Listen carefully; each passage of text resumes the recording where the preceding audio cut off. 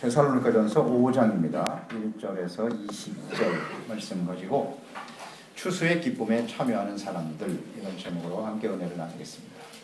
추수감사절은 우리에게 베풀어 주신 하나님의 은혜를 기억하고 감사하는 절기입니다. 하나님의 은혜 속에 살아가고 있지만 우리는 쉽게 그 은혜를 잊어버리고 살아갑니다. 이 감사절기가 되면 하나님의 은혜를 다시 한번 기억하고 감사를 회복하는 시간을 갖게 됩니다. 또 하나 추수감사절을 지키는 의미는 무엇이냐면 우리가 지난 한 해 동안에 얼마나 성숙해 왔는가, 열매 맺는 신앙생활을 하고 있는가를 점검해 보는 그런 시간이기도 합니다. 추수는 한 해 동안 땀 흘려 수고한 농부에게는 큰 기쁨의 시간입니다.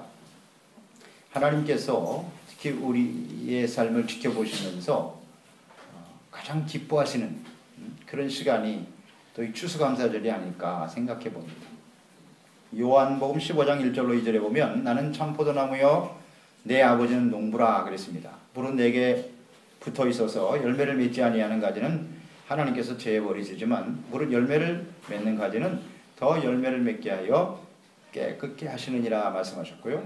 8절에 보면 너희가 과실을 많이 맺으면, 열매를 많이 맺으면 내 아버지께서, 농부이신 아버지께서 영광을 받으시고 너희가 내 제자가 되리라, 이렇게 말씀을 하셨어요. 우리 하나님은 농부십니다. 오늘 우리를 통해서 우리가 열매를 맺음으로써 하나님께 영광이 되고, 그 열매가 구체적으로 무엇이냐면 우리가 예수님의 제자로 성숙해 가는 거죠. 주님은 이것을 굉장히 기뻐하세요. 그런 과정을 우리가 생각하면서 올 한 해 많은 말씀을 우리에게 주셨고, 또 많은 기회를 주셨고, 또 시간도 주셨고, 끊임없이 예수님은 지금도 우리를 위해서 하나님 보호자 우편에서 열심히 기도도 해주시고 많은 배려와 사랑을 베풀어 주셨는데요, 우리가 과연 어떤 열매로 하나님 앞에 서 있는가를 또 생각해 봐야 할 것입니다. 자, 우리는 무엇보다도 예수님께서 이제 이 땅에 다시 오실 것이라고 하는 약속의 말씀을 믿고 살아가는 사람들입니다. 기대하고 있습니다. 예수님이 다시 오시는 날이 바로 추수하는 날입니다. 그래서 알곡은 천국의 쭉정이는 불 속에 던져질 것이다, 그렇게 주님께서 말씀하셨어요. 이 본문 말씀은 예수님께서 이 땅에 다시 오셔서 추수하실 때 알곡으로 거두어질 사람들은 어떻게 살아가는 사람들이냐, 어떤 사람들이냐, 어떻게 살아야 하느냐를 잘 말씀해 주고 있죠. 주님을 보내서 추수하실 그날에 알곡으로 참여할 사람들은 어떤 사람들인가. 오늘 이 말씀을 우리가 같이 나누면서 하나님 앞에서, 그리스도 앞에서 한 사람도 남김없이 알곡되어 추수되는 우리 모두가 되시기를 주님의 이름으로 축원합니다. 추수로 알곡으로 거두어질 사람, 첫째, 깨어있는 사람들입니다. 영적으로 깨어있는 사람들. 예수님께서 다시 오셔서 추수하실 날은 아무도 알 수가 없어요. 그 시간을 알 수가 없습니다. 다만 우리가 잠들어 있지 않고 깨어 있어야 한다고 주님 말씀해 주고 계시네요. 주님이 오시는 날 깨어있는 사람들은 주님을 맞이하게 된다는 것입니다. 깨어있는다라고 하는 것은 잠을 자지 않는다는 뜻이 아니겠죠. 영적으로 늘 긴장을 늦추지 않고 살아가는 사람들입니다. 1절로 3절 말씀 보세요. 형제들아, 때와 시기에 관하여는 너에게 쓸 것이 없음은 주의 날이 밤에 도둑같이 이를 줄을 너희 자신이 잘 알고 있기 때문이다. 그들이 평안하다 안전하다 할 그때에 임산한 여자에게 해산의 고통이 이름과 같이 멸망이 갑자기 그들에게 이르르니 결코 피하지 못하리라.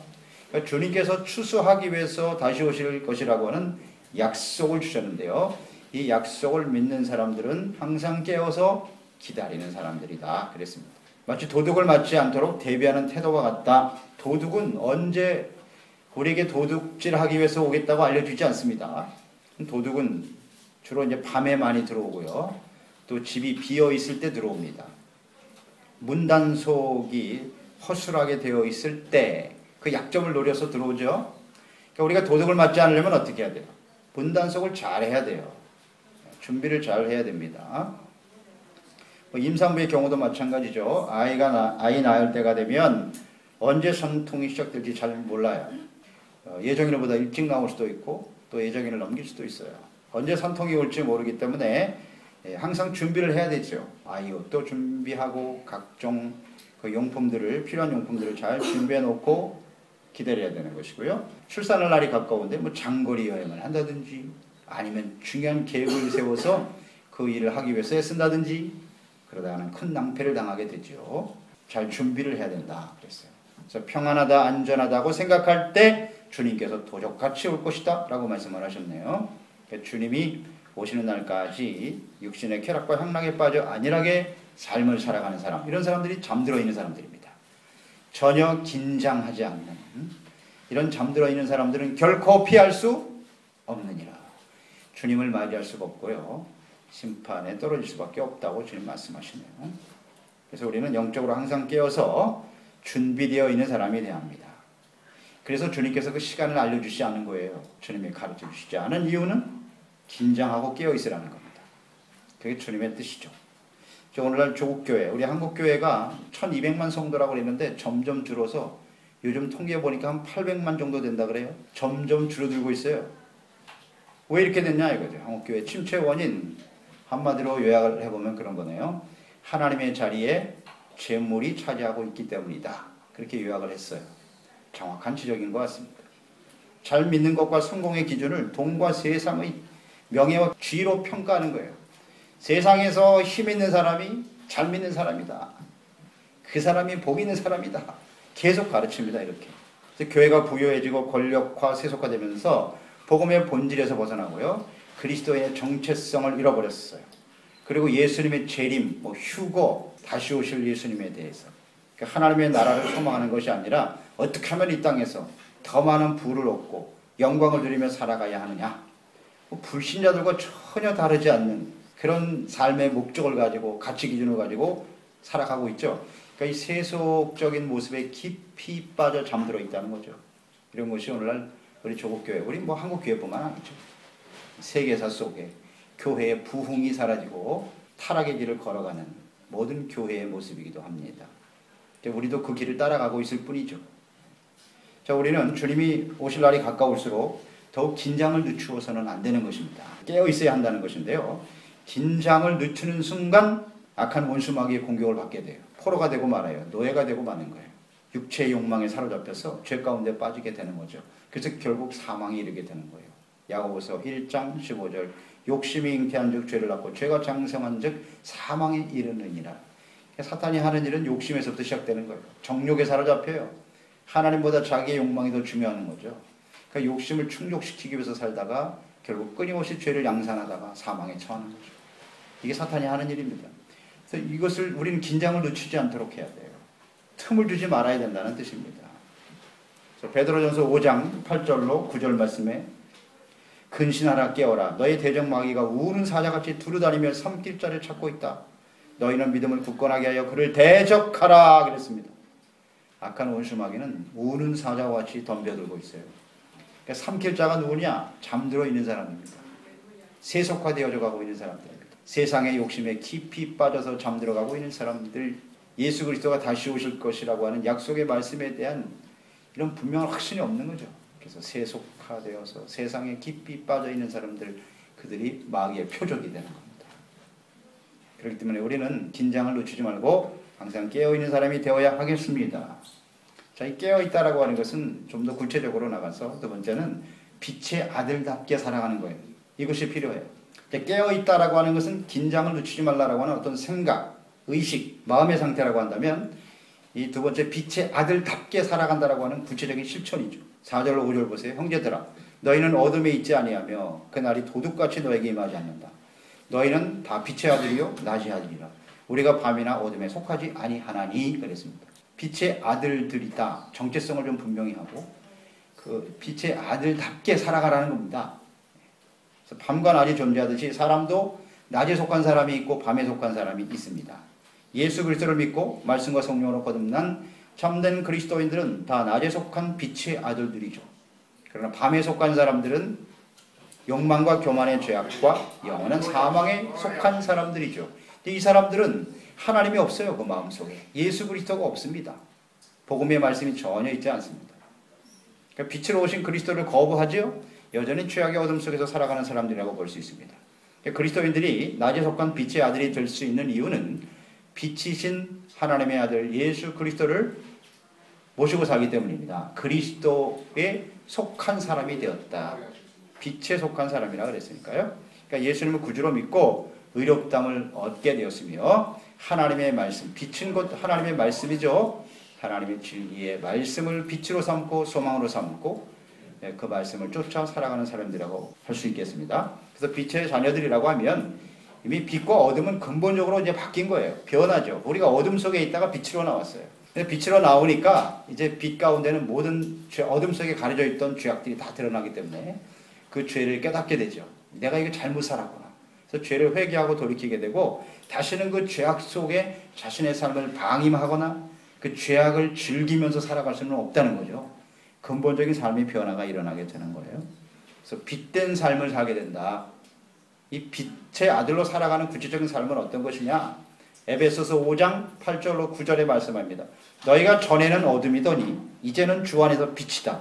빛의 자녀들처럼 행하라. 빛의 열매는 모든 착함과 의로움과 진실함에 있느니라. 어둠이 없어요. 마음속에. 이런 열매를 맺으며 살아가는 것이 하나님의 자녀들의 모습이다. 그러니까 주님의 추수에 참여할 사람들은 이런 빛이신 주님의 은혜로 구원받은 빛의 아들들이기 때문에 결코 이 죄악에 깊이 빠져서 살아갈 수가 없어요. 물론 죄의 영향은 받아요. 그때그때마다 죄를 지을 수 있지만 근본적으로 낮에 속한 빛의 자녀들이기 때문에 이런 것을 빨리 깨닫게 되죠. 말씀을 통해서 깨닫게 되고 또 하나님 앞에 회개하고 돌이키는 모습을 가지고 살아가게 되는 것이에요. 그래서 5장 6절에 말씀하죠. 그러므로 우리는 다른 이들과 같이 자지 말고 오직 깨어 정신을 차릴지니라. 그러니까 우리는 정신만 차리면 되는 거예요. 이제 빛의 자녀이기 때문에 더 이상 어둠에 속한 자가 아니므로 자지 않도록 잠들지 않도록 깨어있는 일에 힘써야 된다. 그러니까 여기 자지 말자 그랬잖아요. 그러니까 잔다라고 하는 의미는 곧 빛의 아들들로 살아야 될 하나님의 자녀들이 빛을 잃어버리는 것을 의미하는 거예요. 즉 의로움과 거룩함과 진실한 삶을 상실해버리는 거죠. 이게 잔다라고 하는 의미예요. 그리스도인의 삶에 가장 본질적인 부분들을 놓치고 살아가는 거죠. 이것을 조심하라는 겁니다. 우리가 캄캄한 어둠이 가득한 세상, 또 죄악의 어둠 속에서 깊이 잠들어가고 있는 세상에서 의와 거룩한 빛의 아들로 근신하며 깨어있기 위해서는 어떻게 해야 되느냐. 빛이신 예수님과의 끊임없는 교제가 있어야 되고 하나님과의 교제, 또 빛이신 하나님의 말씀을 가까이 해야 되는 거예요. 말씀이 빛입니다. 그리고 하나님의 성령의 기름 부심 우리에게 충만할 수 있도록 늘 기도로 깨어있고 묵상하는 삶이 계속돼야 되겠죠. 그래서 빛의 자녀와 어둠에 속한 사람들은 삶의 목적이나 그 삶의 질이 근본적으로 다릅니다. 그 7절로 9절 말씀 보세요. 자는 자들은 밤에 잔다. 취하는 자는 밤에 취하되 우리는 낮에 속하였기 때문에 정신을 차리고 믿음과 사랑에 호신경을 붙이고 구원의 소망의 투구를 쓰자.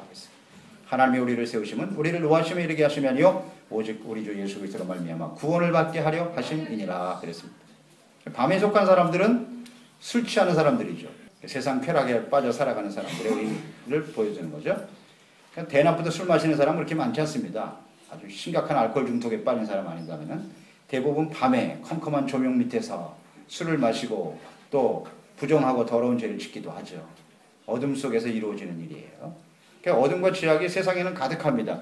여기서 우리가 빛의 자녀들로 살아간다라고 하는 것은 그렇게 쉬운 일이 아니에요. 쉬운 일이 아닙니다. 너무나 쉽게 영향을 받게 되고 잠들게 되고 세상 사람들처럼 되어져 가는 것이 오늘 우리의 모습이거든요. 그래서 빛의 아들들로 살아간다라고 하는 것은 우리를 유혹해서 우리 영혼을 파멸시키고 알곡이 아닌 쭉정이가 되게 해서 주님 오시는 날 심판의 불 속에 떨어지게 하는 악한 원수 마귀의 끊임없는 유혹과 공격에 대항하여 싸우는 거예요. 빛의 자녀들답게 살아간다고 하는 것은 영적 싸움을 의미하는 거예요. 하나님이 우리를 빛의 아들로 세우신 이유, 왜 우리를 빛의 아들로 세우셨느냐? 우리를 하나님의 진노의 심판에 떨어지게 하려 하심이 아니라 예수 그리스도로 말미암아 구원을 받게 하려 하심이니라. 9절 말씀이잖아요. 예수님을 십자가에 못 박기까지 우리의 죄를 사하시고 우리를 빛의 자녀로 삼으시고 어둠에서 건져내셨잖아요. 이것은 우리가 심판을 당해서 멸망에 떨어지게 하시는 것이 절대 아니다. 우리를 구원받게 하시려고 주님께서는 우리를 구원하셨고 성령을 보내주시고 하나님의 말씀으로 우리를 일깨워주고 계십니다. 우리는 믿음과 사랑으로 호심경을 붙여라, 흉배를 붙여라 그랬고요. 구원의 소망의 투구를 써야 된다. 이렇게 말씀해 주고 있네요. 그러니까 마귀와 싸워서 이기기 위해서 필요한 것입니다. 믿음, 소망, 사랑 이 세 가지로 이겨야 된대요. 마귀가 하는 일이 뭐냐? 끊임없이 우리에게 의심을 갖다 줘요. 낙심, 염려, 근심, 두려움, 미움, 시기, 질투, 분쟁, 분노 이게 마귀가 쏘아대는 불화살입니다. 여기에 맞으면 뭐 여지없이 무너집니다. 그렇기 때문에 이 마귀의 공격에서 우리가 이기기 위해서는 흉배, 호심경, 심장을 지키는 거예요. 심장을 지키는 흉배, 그것이 뭐냐? 믿음과 사랑이다. 끊임없이 약한 원수 마귀는 의심, 염려 이런 것을 주는데요. 우리가 하나님께 대한, 하나님은 선하시고 좋으신 분입니다. 하나님은 우리를 사랑하십니다. 하나님은 모든 것이 합력하여 선이 되게 하십니다. 이 하나님께 대한 아주 절대적인 믿음을 가지고 있어야 돼. 이 믿음이 흔들리면 사탄의 공격에서 우리가 이겨낼 수가 없어요. 빛의 아들들답게 살아갈 수가 없단 말이죠. 그리고 사랑입니다. 형제들 간에 사람들과의 관계 속에서 많은 시련과 어려움이 다가오죠. 미움이 생기고 시기 질투가 생기고 그것 때문에 막 분노가 생기고 분쟁이 생기고 이 모든 것을 이길 수 있는 힘이 뭐냐? 사랑이다. 주님이 우리를 사랑하신 것처럼 우리가 사랑하고 이해하고 용납하고 그냥 긍휼히 여기고 받아들이면 돼요. 사랑으로 이겨야 됩니다. 일일이 그것을 감정적으로 대응하면요 절대 마귀한테 못 이깁니다. 사랑으로 우리가 이겨내야 된다. 또 하나는 구원에 대한 소망이죠. 이 투구란 말이에요. 투구. 그러니까 예수 그리스도가 이 땅에 다시 오셔서 우리는 영광스러운 모습으로 주님 앞에 서게 될 것이다. 그러니까 예수 믿고 구원받는 것은 이제 시작이잖아요. 그 다음에 하나님의 말씀을 통해서 우리가 성화되어지고 예수 그리스도를 닮아가고 점점 열매로 자라가는 것, 성숙해가는 것도 구원의 과정이고요. 예수님 모셔서 할렐루야 추수받는 것이 구원의 완성이란 말이에요. 그러니까 그 열매에 대한 소망을 가지고 비록 시련과 어려움들이 있지만 비바람도 치고 어려운 일들이 많이 벌어지지만 소망이 있잖아요. 내가 열매가 되어 주님 앞에 아름다운 모습으로 서게 될 것이다. 이 구원에 대한 소망을 가지고 이 모든 어려움들을 이겨나가야 된다. 그래야만 마귀를 이기고 빛의 자녀들로 하나님 앞에 설 수 있게 되는 것입니다. 이게 깨어있는 삶이에요. 그런 사람들이 주님을 맞이하게 되겠죠? 마지막 세 번째는요. 하나님의 뜻에 순종하는 사람입니다. 그러니까 영적으로 깨어있어야 하고 빛의 아들들로 살아가려면 하나님의 뜻을 잘 알아야 되겠죠? 그리고 순종해야 하는 거예요. 뜻을 알고 순종하는 사람들. 자, 본문에 나와 있는 하나님의 뜻은 무엇일까요? 성경 전체에 하나님의 뜻이 들어있습니다만 오늘 본문 말씀에 하나님의 뜻이 정확하게 명시되어 있죠. 18절 말씀 보세요. 그리스도 예수 안에서 너희에게 향하신 하나님의 뜻이다. 이렇게 나와 있잖아요. 근데 이 하나님의 뜻이라고 하는 것이 16절에서 18절까지만 적용이 되는 거냐?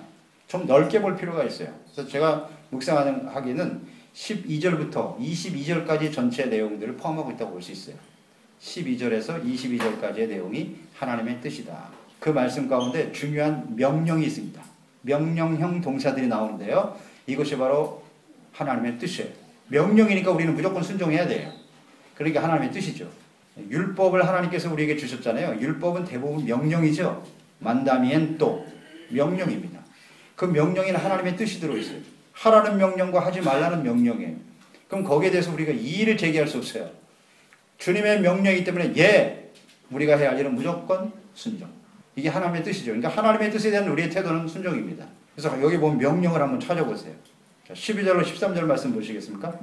12절 13절 말씀 보세요. 같이 한번 읽어보겠습니다. 시작. 형제들아 우리가 너희에게 구하노니 너희 가운데도 수고하고 주 안에서 너희를 다스리며 권하는 자들을 너희가 알고 그들의 역사로 말미암아 사랑 안에서 가장 귀히 여기며 너희끼리 화목하라. 명령입니다. 화목하라. 그러니까 영적으로 깨어있고 빛의 자녀들로 아들로 살아가기 위해서는요. 필요한 것이 말씀이라 그랬죠. 하나님의 말씀을 잘 알고 깨달아야 돼요. 그 말씀이 빛입니다. 주님의 말씀을 받아들이지 않으면 우리는 빛의 아들들로 살아갈 수가 없어요. 그러면 이 하나님의 말씀들을 잘 가르치고 증거하기 위해서 세운 사람이 죄종들이에요. 하나님이 교회를 세웠고 죄종들을 통해서 예수님의 사역은 말씀 사역이라는 거 아시죠? 예수님이 이 땅에 오신 이유는 우리를 구원하기 위해서 오셨는데 그러기 위해서 예수님이 하신 사역은 가르치는 사역이요. 말씀을 가르쳤어요. 그리고 하나님의 나라에 대해서 끊임없이 프레디칼 하셨어요. 전파하시고 엔세니알 하시고 그게 주님의 사역이에요. 그러니까 오늘날 죄종을 세운 것도 역시 마찬가지예요. 하나님께서 말씀을 가르치고 증거하기 위해서 세웠어요. 그러니까 이 말씀을 우리가 잘 받아들여야 돼요. 잘 배워야 돼요. 그래야만 우리가 빛의 아들들로 준비되어 살아갈 수가 있단 말이죠. 그렇기 때문에 주 안에서 너희를 다스리며 권하는 자들을 너희가 알고 잘 알아라. 왜 하나님께서 종들을 세웠는지, 또 그들의 역사로 말미암아 사랑 안에서 가장 귀하게 여겨라 그랬어요. 그리고 함께 화목하라. 그러니까 말씀을 전하는 주의 종과 성도들의 사이가 화목해야 돼요. 그래야 이 말세를 이기며 승리할 수가 있어요. 이것이 온전히 이 관계가 화목하지 못하면요, 하나님의 말씀을 제대로 배울 수가 없어요. 들을 수가 없어요. 그러면 영적인 깊은 잠을 자게 돼요. 그러면 마귀의 표적이 되는 겁니다. 그래서 언제든지 오늘 주님 말씀처럼 하나님의 말씀을 전하는 종들과 성도들이 화목할 수 있도록 힘쓰시기 바랍니다. 이건 명령이에요. 명령. 화목하라 했으니까 그 말씀에 우리는 순종해야 돼요. 순종해야 돼요. 화목이라고 하는 거 잘 아시죠, 여러분? 화목이라는 것은 하나님께서 우리를 화목하게 하시는 목적으로 예수님을 보내셨죠. 예수님이 십자가 지심으로써 화목해졌습니다. 아멘. 화목하라는 것은 화평케 하는 자가 되라는 뜻인데, 화평케 하라는 자는 뭐예요? 십자가를 지는 사람이에요. 용납이에요. 우리가 이 땅에 완전한 사람 없어요. 하나님 말씀을 전하는 주의 종들도 잘못이 있어요. 완전하지 못합니다. 뭐 저희들도 마찬가지고요. 그런데 서로 불완전한 사람들끼리 화목하기 위해서는 어떻게 해야 돼요? 십자가를 쳐야 돼요. 이해하고 용납해. 내가 이해하고 용납하지 않는 한 절대 화목할 수 없어요. 이 세상에 그렇게 완벽한 주의 종과 성도가 있나? 이 세상에? 이 세상에는 없어요. 천국 가면 있어요. 천국 가면. 그러니까 문제는 뭐냐면 이 화목하라고 하는 주님의 명령에 우리가 서로 어떻게 잘 순종하느냐. 여기에 달려 있어요.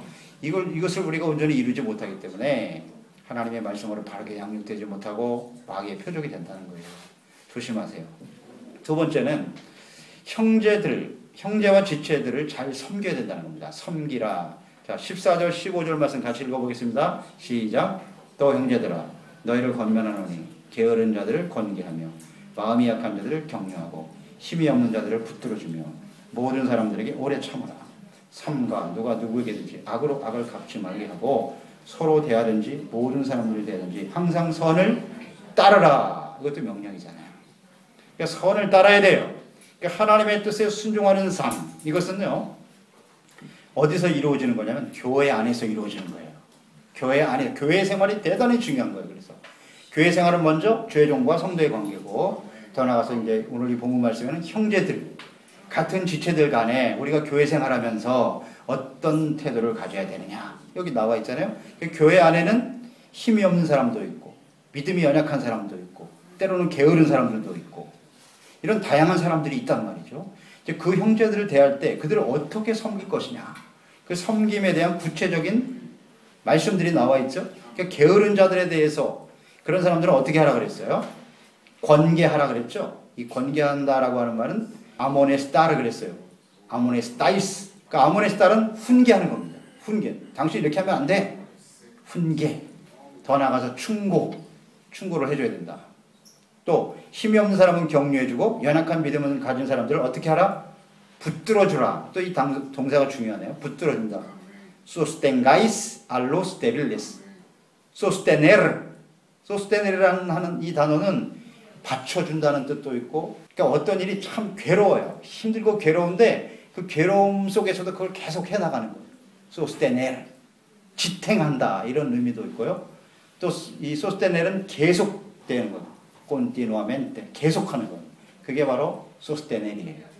그러니까 우리가 이렇게 힘이 없고 연약한 사람들 함께 우리가 형제들 간에 살아가 보면 다 나에게 만족과 기쁨을 주는 게 아니잖아요. 때로는 나에게 상처를 주기도 하고 나를 힘들게 하는 사람들이 많잖아요. 그런 일이 계속되죠. 그래도 그것을 끝까지 소스테넬 하는 거예요. 그게 필요해요. 내 마음에 맞으면 좋아하다가 내 마음에 안 들면 던져버려. 이래서 안 된다는 거예요. 그러지 말고 잘 붙들어주고 견뎌주는 거. 이것이 우리 지체들 간에 반드시 지켜야 될 모습이고요. 또 하나는 모든 사람들에 대해서 오래 참아라. seáis paciente. 참아줘야 돼요. 그러니까 우리가 이 모든 것을 이렇게 막 어려운 사람들 많이 있는데 이것을 끝까지 견디고 할 수 있는 힘이 뭐냐? 그게 paciencia예요. 오래 참아줘야 된다. 모든 사람들에 대해서. para con todo. 모든 사람. 나에게 잘해주는 사람만이 아니라 나를 힘들고 어렵게 해주는 사람, 모든 사람에 대해서 paciencia 해야 돼요. 근데 paciencia가 뭡니까? 그게 곧 사랑입니다. 이렇게 견뎌주고 참아주고 내가 정말 보기 싫어도 힘들게 하는 사람들이지만 끝까지 인내하고 기다려주는 거, 그게 진실한 사랑의 모습입니다. 마지막, 항상 선을 따르라고 돼 있죠? 선을 따르라. seguid siempre lo bueno. seguir. 따라가라는 거예요. 뭘 따라가야 돼요? bueno. 선한 것을 끊임없이 따르라는 것은 이건 선택이에요.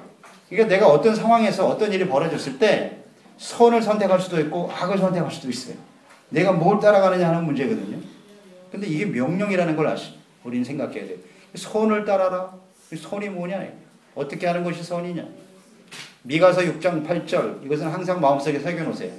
선이란 단어가 떠오르면 미가서 6장 8절, 사람아 주께서 선한 것이 무엇임을 내게 보이셨나니 여호와께서 내게 구하시는 것은 오직 정의를 행하며 justicia. 그 다음 인자를 사랑하며 misericordia. 사람들은 불쌍히 여기는 거예요. 그게 선이래요. 그 다음에 겸손하게 네 하나님과 함께 행하는 것이다. 아멘. 겸손, 하나님과 함께 동행하는 것, 이게 선입니다. 그러니까 하나님과 함께하는 삶, 겸손, justicia, misericordia, 불쌍히 여기는 것, 이게 선입니다. 그러니까 항상 그 기준으로 선택하라는 거예요. 그래야만 우리가 형제들을 잘 섬길 수 있고 그런 사람들이 주님의 추수에 참여하게 되는 것입니다.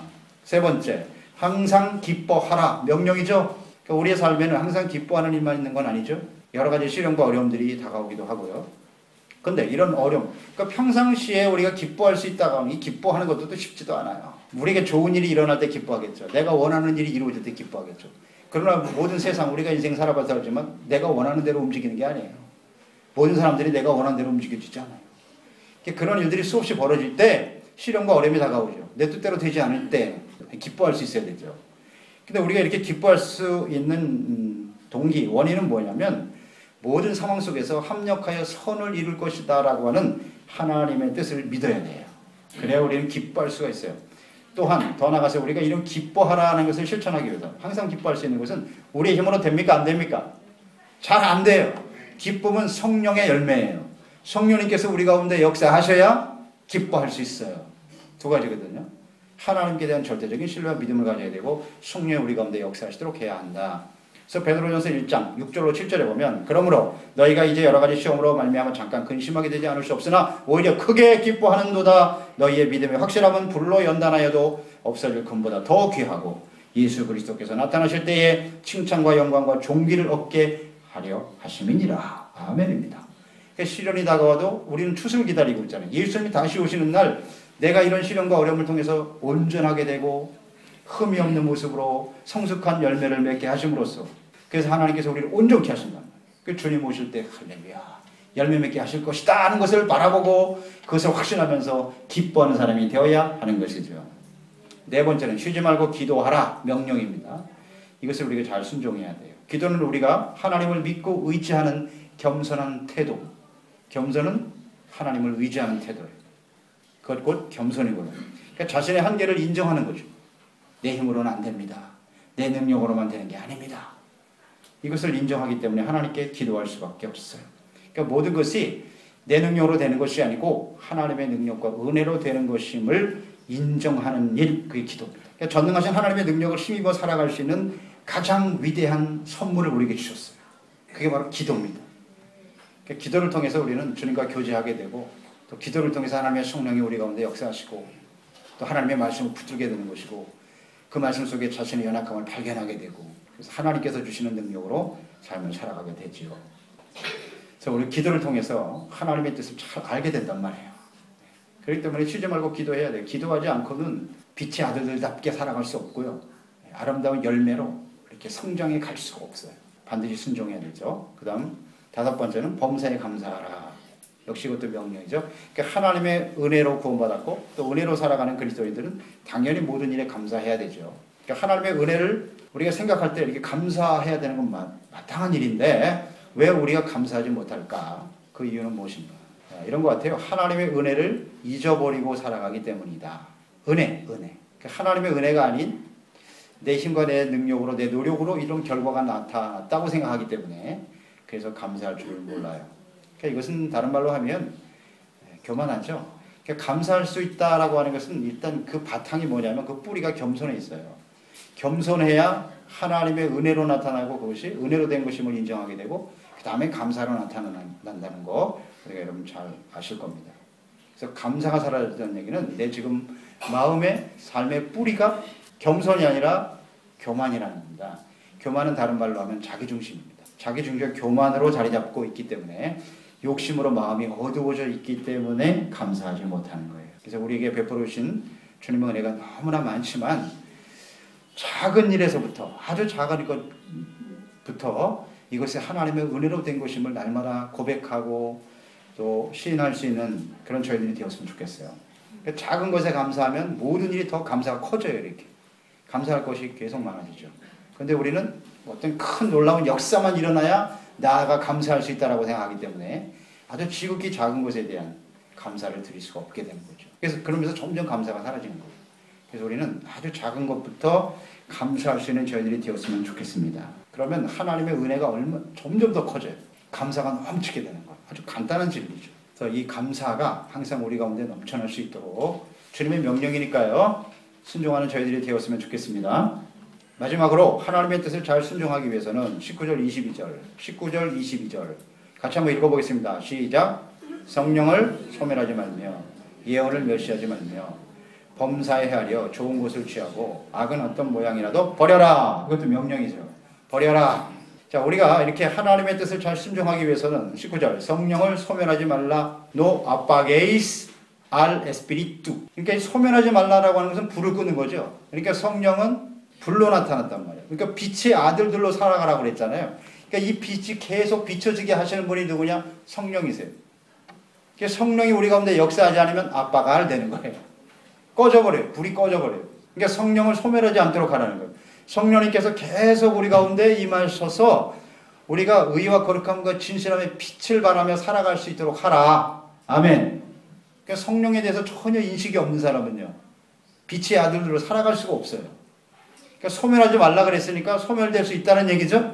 그러니까 성령이 나에게 한번 오시면 영원토록 성령은 나와 함께 할 것이다.